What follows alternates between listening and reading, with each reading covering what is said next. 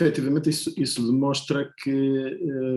nós tivemos muita dificuldade em fazer uma previsão exata sobre como esta pandemia ia evoluir e que, no fundo, aquilo que temos que fazer é estar sempre atentos a todas as informações que decorrem da evolução da pandemia, nomeadamente da questão do vírus, como ele se comporta, para tentar antecipar respostas a essas variações, porque efetivamente aquilo que verificamos é que estamos sistematicamente a ser surpreendidos por uma realidade que em muitas situações nos ultrapassa. E efetivamente no início pensávamos que esta questão dos congressos fosse algo que fosse transitório. A questão, acho que dificilmente nós acharíamos que quando foi a edição do ano passado, que esta edição fosse repetir exatamente o mesmo formato, mas efetivamente aqui está. E obviamente que também temos que ter a ideia de que este tipo de congressos da sociedade europeia e outros, como a da sociedade americana, ou outros congressos que têm milhares de pessoas, tem mais de 20 mil inscrições, só mesmo quando não houver qualquer espécie de restrição é que são possíveis de fazer. Quer dizer, provavelmente começaremos a poder fazer reuniões mais pequenas, mas com esta dimensão é impossível fazer até que as coisas estejam devidamente resolvidas. Efetivamente, qual é a vantagem? A vantagem é aquela que tem sido dita já várias vezes, é que efetivamente nós temos acesso aos conteúdos, mas isso é uma vantagem relativa, uma vez que o próprio Congresso já disponibilizava os seus conteúdos no site da Sociedade Europeia e estavam para consulta durante bastante tempo e portanto eram acessíveis, de maneira que isso é uma vantagem um pouco relativa. Tem muitas desvantagens, porque efetivamente existem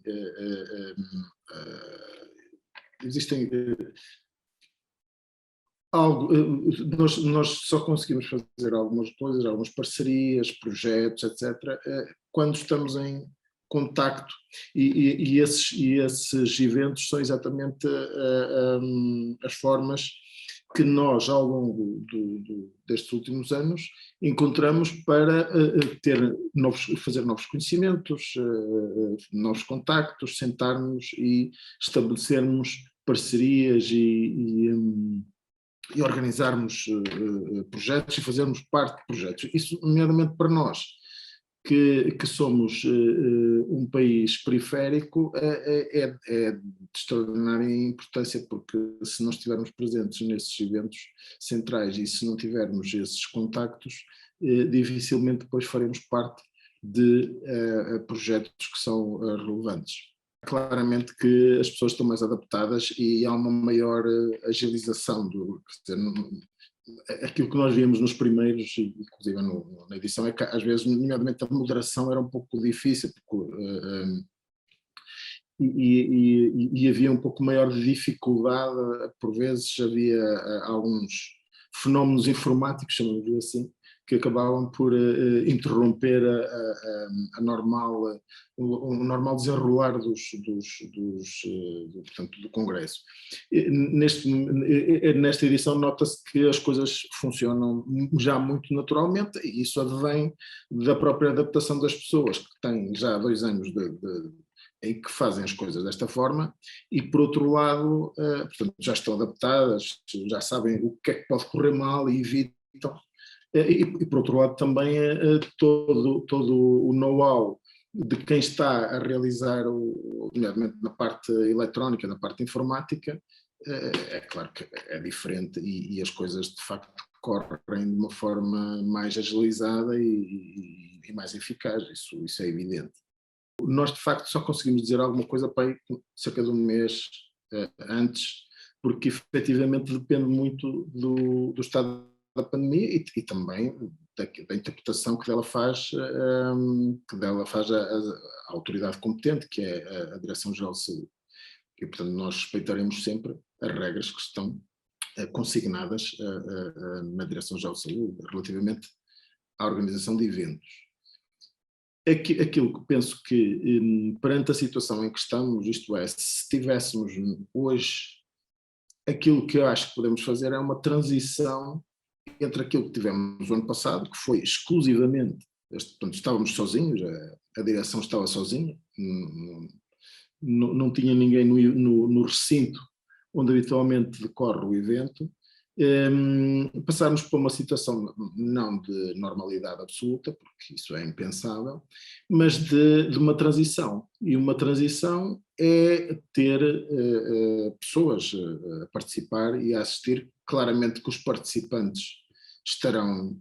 presentes, a menos que não queiram ou peçam para ser por intervenção online. Portanto, isso está consignado e é normal que aconteçam alguns dos participantes, mas aqueles que se querem deslocar, quer os nacionais, quer os internacionais, que se querem deslocar ao evento fisicamente, serão muito bem-vindos e pretendemos isso. E teremos, segundo regras a estabelecer, tem que ser regras perfeitamente claras de quem pode lá estar. Sim, contamos ter, nomeadamente as pessoas que vão apresentar comunicações, por exemplo, mas mais proximamente, porque não pode ser de outra maneira, não é uma questão de nós não conseguirmos fazer agora, conseguíamos, mas a questão é que não se pode estar a estabelecer regras para elas serem completamente alteradas um mês depois. Acho que no final deste mês, princípio no mês de outubro, teremos um tempo já razoável em que é possível alguma previsão e aí estabeleceremos quem pode estar presente e sim, na próxima edição contamos que efetivamente possamos estar já um número razoável de pessoas de acordo com aquilo que está estipulado na Direção-Geral de Saúde, que neste momento tem que ter o certificado de vacinação. Sim, já conseguiremos ter presença. Contamos com isso, pelo menos. Eu acho que este congresso traduz muito isso. O que é que nós vemos neste congresso? Vemos muitas sessões dedicadas à Covid e às suas várias vertentes, não é? À vacinação, à medicação, aquilo que temos teremos novidades brevemente acerca de medicação que mostrou efetivamente eficácia em ensaios clínicos, nomeadamente no doente mais grave, e isso é importante, porque isso pode ajudar muito até mesmo a voltarmos à nossa normalidade, porque o nosso problema é que, embora de forma mitigada, ainda continuam a haver mortos e continuam a haver pessoas que têm que ser internadas e, nomeadamente, internadas em cuidados intensivos. Efetivamente, o peso que temos hoje nos hospitais não é nem de perto nem de longe aquilo que tivemos no início do ano, e de maneira que isto permitiu uma libertação de recursos para a atividade normal. E também algum repouso no sentido de horas extraordinárias e uma intensidade de trabalho e uma pressão psicológica mais intensa, como foi exemplo, por exemplo, nos primeiros 3 meses deste ano. Mas este congresso efetivamente tem várias discussões acerca da Covid. 19. Depois, a questão dos outros temas, provavelmente terão falado com muitos especialistas que vão aflorando aquilo que foi de mais relevante em todas as vastas áreas que a pneumologia envolve, mas obviamente que nós, aquilo que todos fazemos é tentar manter as evoluções recentes em cada uma das doenças respiratórias, mas obviamente que esta realidade teve um efeito que foi, acabou por interromper um pouco o percurso que estava a ser feito, nomeadamente em determinadas áreas que ultimamente têm estado a ser muito dinâmicas em termos de fármacos inovadores, porque obviamente que isto teve um efeito disruptivo muito significativo nos ensaios clínicos, que é aquilo que nos faz evoluir em termos terapêuticos. Portanto, aí de facto houve algum repisar nas mais recentes evoluções, mas houve também um sedimentário, eu vejo isso, por exemplo, na área que estou mais ligada, que é a patologia do intestício, em que de facto não tivemos novidades em termos terapêuticos, mas aquilo que era ainda recente, aqui há 2 anos, por exemplo, neste momento conhecemos melhor porque foi mais discutido, temos mais experiência e de maneira que conseguimos apurar e no fundo, evoluir para novos ensaios, novas propostas terapêuticas, se calhar com conhecimento e com uma sustentação maior do que, por exemplo, quando foi há 2 anos em que tivemos provavelmente em termos terapêuticos o maior avanço com a questão da PFILD, portanto da progressão de fibrose nas doenças do intestino. Portanto, resumindo, de facto, vamos tentando evoluir no sentido em que discutimos mais as coisas, temos mais experiência, mas obviamente que nós nestes congressos estamos sempre à espera de uma inovação terapêutica que foi mais difícil acontecer dada a disrupção toda que houve e que afetou de forma significativa também os ensaios clínicos. Nós agora estamos a observar aquilo que acontece no hemisfério sul, que é sempre uma amostra do que pode vir. Já no ano passado, por exemplo, tivemos uma baixa incidência de gripe no hemisfério sul, nesta altura, e depois e continuou depois com a nossa época, em que também tivemos uma baixa incidência. Não sei aquilo que se vai passar, vamos ver, e depende muito da observação, mas nós ainda temos uma grande carga viral do SARS-CoV-2, e portanto,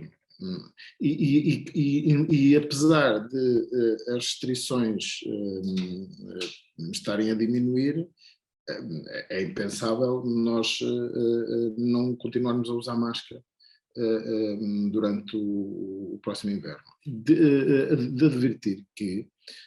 esta questão da máscara também tem consequências, porque nós temos que ter imunidade para os vários vírus que contactam connosco, e nós adquirimos isso exatamente com o contacto que temos com eles. Portanto, nós não podemos, às vezes é passada essa ideia de que nós agora o melhor é andarmos sempre de máscara. Isso teria consequências desastrosas mais à frente, porque vírus que não têm qualquer, enfim,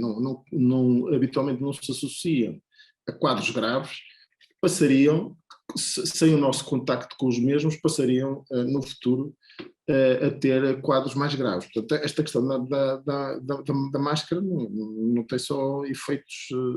positivos. Agora, numa situação de pandemia, pois, é exatamente até,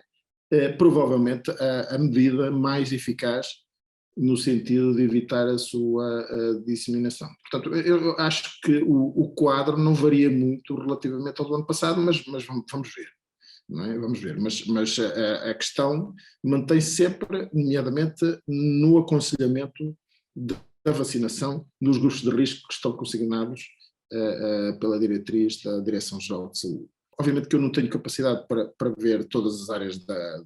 pneumologia, porque elas são muito diversas, desde o cancro do pulmão até às bronquiectasias, etc. Mas, e claramente que isso continua a evoluir num sentido muito positivo. A pneumologia ultimamente tem tido várias áreas com inovação terapêutica muito significativa, com consequente, nós ouvimos de vez em quando, ouvimos falar, por exemplo, recentemente naquela questão da fibrose cística. Portanto, há inovações a decorrer em todas as áreas, inovações significativas. Na área da patologia do intestino, efetivamente, aquela que é mais relevante é efetivamente continuar a caminhar num maior entendimento das doenças fibróticas, que são aquelas que dão mais mobilidade e mortalidade, nomeadamente com um maior entendimento daquilo que é a progressão da fibrose e com a instituição do tratamento antifibrótico que deve ser no fenótipo progressivo, mas neste fenótipo progressivo ele deve ser identificado o quanto antes, porque perdemos função e depois não recuperamos, e de maneira que devemos estar atentos a quem são os doentes que têm esse fenótipo progressivo, porque é difícil ao diagnóstico percebermos, nós não temos biomarcadores para uma identificação no diagnóstico desses doentes, de maneira que temos que ver na evolução, temos que os identificar precocemente na sua evolução. Mas há outras áreas que têm tido inovações terapêuticas, por exemplo, a proteína alveolar, que é uma doença rara e que tem, neste momento, tem um ensaio clínico a decorrer com uma terapêutica inalatória que pode efetivamente ser eficaz na evolução destes doentes. Existem algumas inovações em doenças mais raras que são muito importantes, porque habitualmente nestas doenças raras os doentes também não têm sido objeto de atenção e de terapêuticas que mudem o curso da sua evolução.